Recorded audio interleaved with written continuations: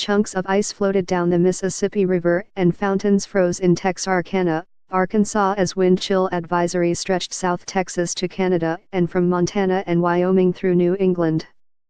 January 2, Indianapolis, AP, bitterly cold temperatures gripped much of the nation on Tuesday, testing the mettle of even winter-wise northerners and delivering a shock to those accustomed to far milder weather in the South.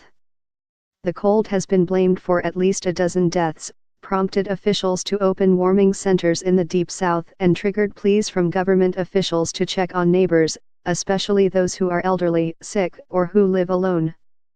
In St. Louis, where temperatures dipped 30 degrees below normal, Mayor Lyda Krewson warned it was dangerously cold. Caption close It's important that people look out for anyone in need of shelter, she said. The National Weather Service issued wind chill advisories and freeze warnings covering a vast area, from South Texas to Canada and from Montana to Maine. The Arctic blast was blamed for freezing a water tower in Iowa, halting a ferry service in New York and even trapping a swan in a Virginia pond.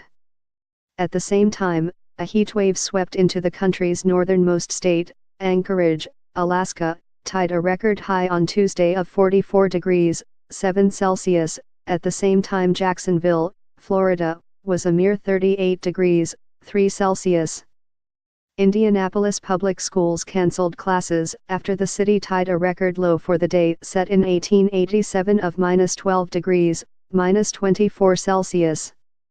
The northwest Indiana city of Lafayette got down to -19, -28 Celsius, shattering the previous record set in 1979. Many local residents noticed a hum, which Duke Energy said was caused by extra power surging through utility lines to meet electricity demands. Although temperatures have been lower in Indiana, the all-time low was -36, -38 Celsius, in 1994. The current frigid weather is unusual because of how long it's lasted, experts said.